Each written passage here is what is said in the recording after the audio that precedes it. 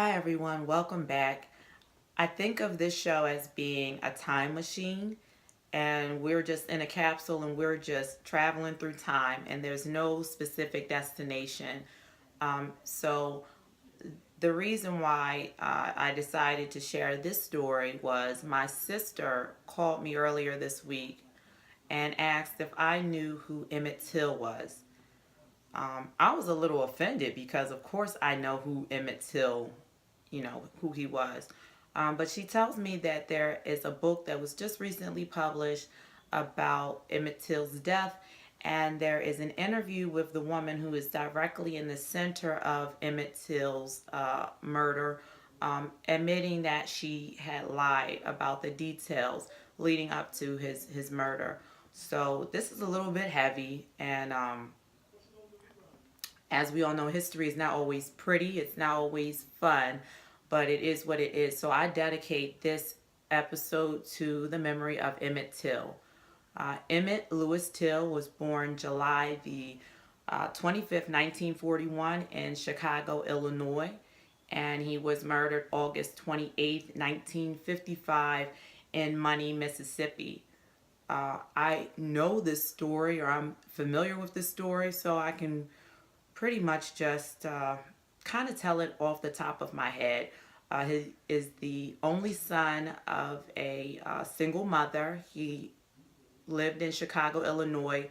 At the age of 14, his mother allowed him to go by himself to Money, Mississippi to spend the summer with his family. Um, he goes to the store in Money, Mississippi. A white woman accuses him of whistling at her, flirting with her. I've read other stories that says that maybe he was accused of grabbing her by the waist, but at any rate, he flirted with this woman.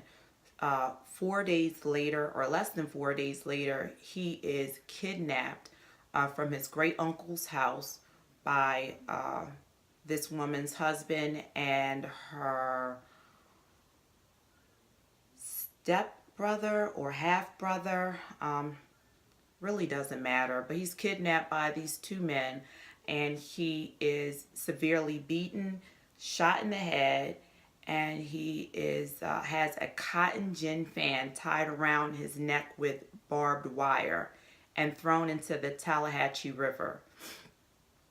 His body surfaces about 3 days later, and his face is so distorted that the only way they could recognize that it was Emmett Till, or identify the body as being Emmett Till, was by a ring on his finger. His mother had his body shipped back to Chicago. Um, she had an open casket funeral for him so that the world could see what had been done to her son. And it was said that thousands, even upwards to 100,000 people had came to view the body of Emmett Till. Actually, photographs were published by Jet magazine, and they were seen worldwide of this open casket of Emmett Till's face and his body. It's actually very horrible to see. So the two white men, they go on trial for the murder of this young boy. There is an all-white male jury, and these two men are acquitted of killing this young boy. They are, a few months later, they are interviewed by a magazine called Look. I believe they were paid about $4,000, and they admit and go into detail about about how they tortured and killed this boy. However, since they had already been found innocent, they could not be tried twice for a crime that's called double jeopardy. So that was one of the events. Emmett Till's death was one of the events that galvanized the civil rights movement here in America. We always hear about Rosa Parks and Martin Luther King.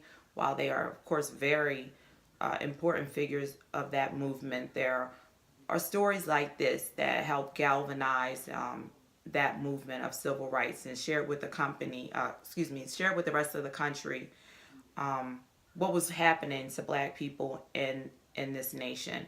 So I hope you enjoyed. I hope you enjoyed. I hope you will subscribe. I hope you like, and I hope you share. So thank you for tuning in.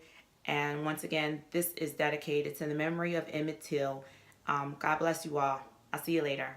Bye.